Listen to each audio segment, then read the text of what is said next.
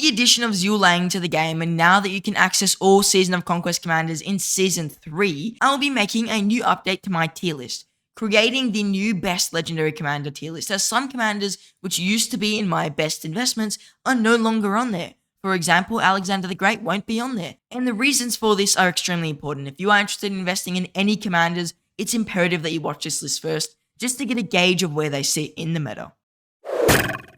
So we already know that LIANG and Queen Dido have been added, and commanders when you can access them has completely changed. So we're going to switch to the tier list now. And we'll start off by putting on LIANG and Queen Dido. I apologize that their pictures are not the best. It's just really because I couldn't get a proper picture at this point. Now, the best commander is definitely going to go to LIANG. I think that he's just so good. Like, for the most part, he is one of the top commanders in the whole entire game. His damage is crazy. He can actually beat Nevsky Joan for some reason. I'm not too sure why, but he can. Him with Boudica is an insane pair. Him with Henry is insane. So right there, I just say that LIANG is actually probably the new best commander in the game. And I think that Boudica has to get a move up with him because they pair so well. And then we've got Queen Dido, and she's certainly going to go into that specific commanders tier list. Just because, I mean, Queen Dido is really just a rally and really just a garrison commander, to be fair. Yeah, she's not bad. Like, she's very interesting with the way that she's doing anti-swarm with her debuffs and all that. But for the field, her skills are not relevant. And this is a field tier list. Now, let's start off with some of the changes I'm going to make. First, I'm going to be moving some commanders down the list. Now, let's start by just making a bunch of rank downs because everything's changed.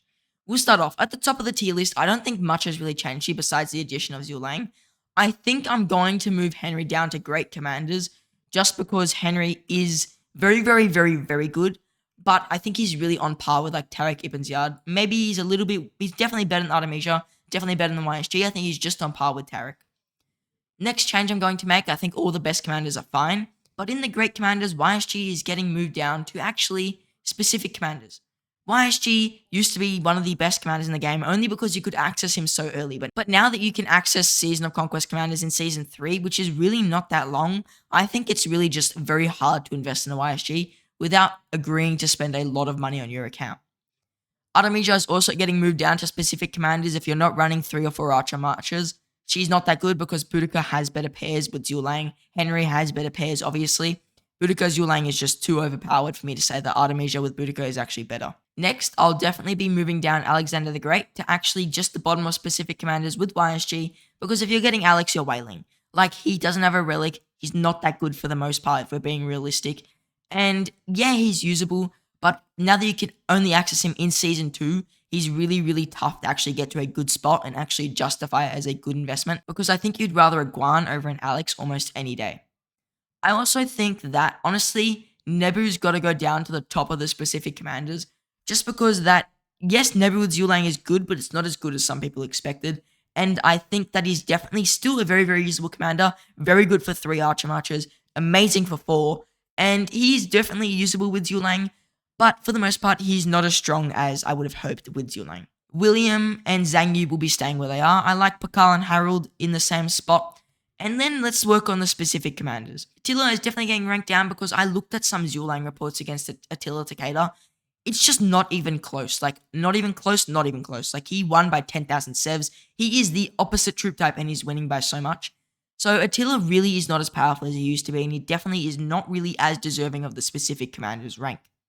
Saladin will be staying where he is. Julius Caesar will actually be going down to the very bad commanders because, yes, his relic is nice and I like his relic, but I made a video talking about why relics are way more valuable now, and you shouldn't really just be getting any relic, and I think Julius Caesar's relic is just not worth it.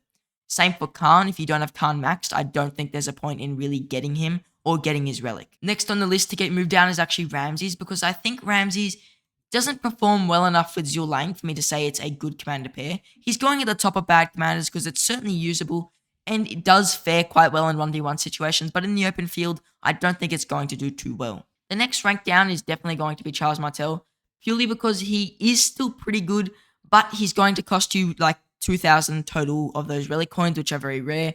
He's going to cost you possibly gold heads to get him where he has to be, and you're not going to really have him usable until about Season 3, and that's when you get Season of Conquest commanders. So Charles Martel definitely going down the list. Now, in the bad commanders list, I'm knocking Thutmose down because he's just not worth it anymore. Even as a KVK1 rally, unless you're a Mega Whale, he is not usable. And most players won't have him at a good spot by Season 3, which is where you usually would use him. Guan was in the bad commanders, he definitely shouldn't be there. He's going to the great commanders list. Now, I'm going to reorganize everything so that it's in order from the best commanders to the worst.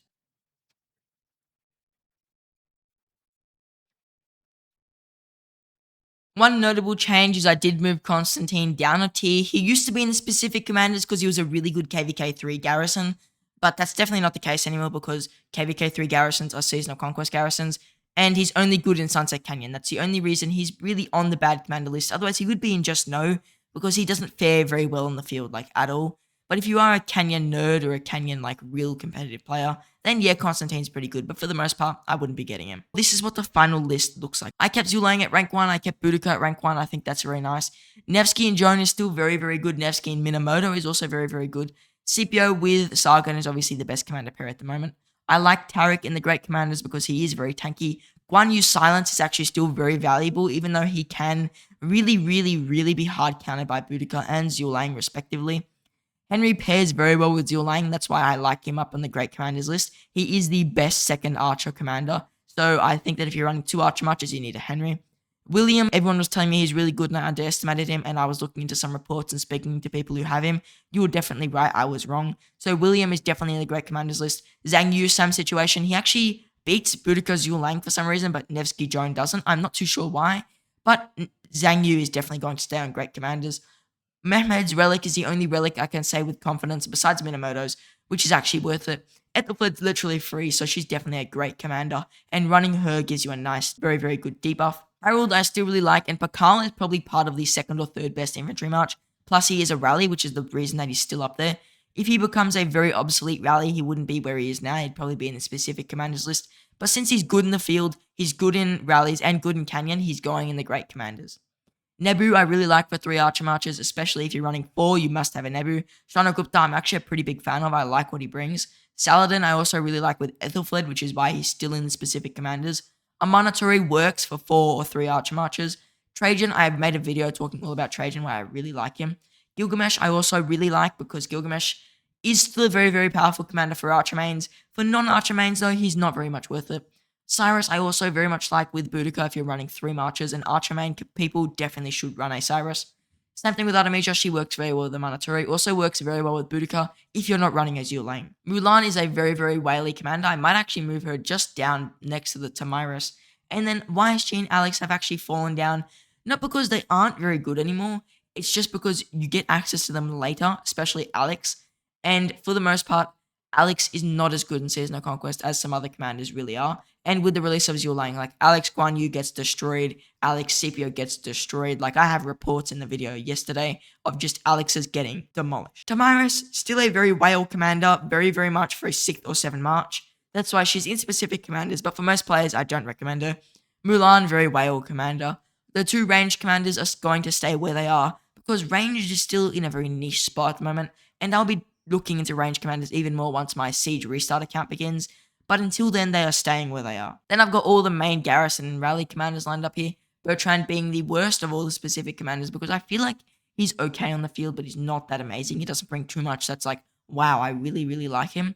Compared to Henry, who is a rally and a field commander, Bertrand doesn't offer nearly as much. All the garrisons are then lined up. This isn't really in order of best to worst. I just think that with garrisons, it's just really whichever troop you're trying to specialize. Like if you're going for archers, you get Dido. If you're going for cavs, you get Jan Ziska. If you're going for infantry, you get Flavius or Zeno.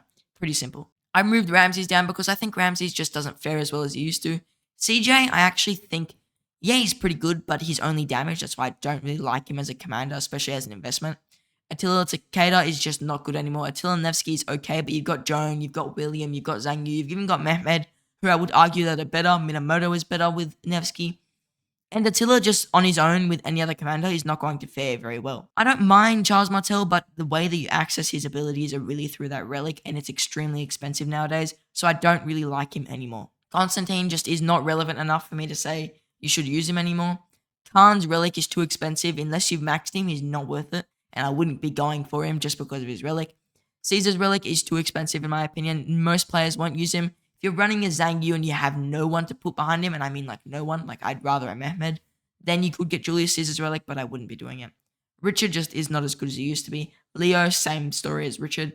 Wuzetian is not a good garrison anymore. She actually might just go in the just no category, because I think that Wuzetian has come to the point where you use her only in KVK2, and that's it, so definitely not worth it. Ragnar, yes, he's good with Attila, but like I said, Attila is no longer as good as he used to be. Very good city rally, but that's about it. Takeda, same story as Ragnar.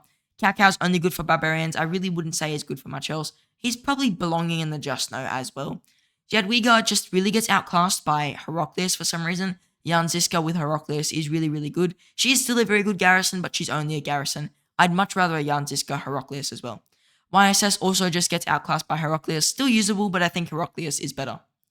We moved Thutmose down because I think Thutmose just doesn't carry his own weight anymore, and he's only a rally in KVK1. Like, by the time you get KVK2, the whales have gotten the better commanders, and at that point, you're not going to use him, and then he doesn't even hold value until Season 3 anymore, because by the time you get Season 3, you have the Season of Conquest commanders. El Cid's always been a just no. For some reason, Honda is in my just no category, so I'm going to move him up to the top of the specific commanders. I think he just really does get outclassed by people who are running the pure troop type. For example, a Boudica Zhuge is going to destroy a Honda with anything any day. A Nevsky Joan is going to destroy a Honda any day. A Scipio with a Sargon is going to kill a Honda any day. So that's why I think, yeah, he's still very good as a secondary commander, but I'd rather a Mehmed. Mehmed's a way cheaper investment. He's only going to really use your relic coins, and I think he's worth it.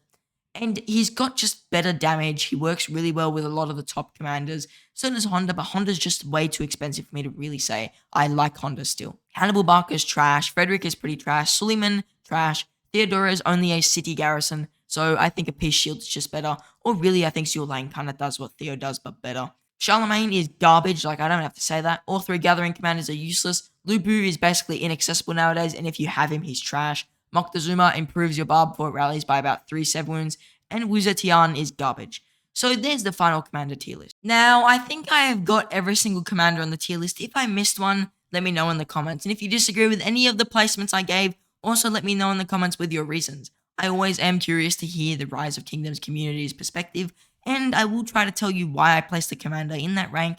But if I see that you've got basically indisputable evidence, you may see those commanders' ranks changing in the near future. Also, if you just enjoyed the video, consider checking out yesterday's video where I go over the reports for Zhuge, I pair him with Boudica, YSG, Henry, testing him against a bunch of commander combinations, and it's definitely a video you should watch if you want to see Zhuge. Now, I just want to say thank you for watching, and I hope to see you in the next one.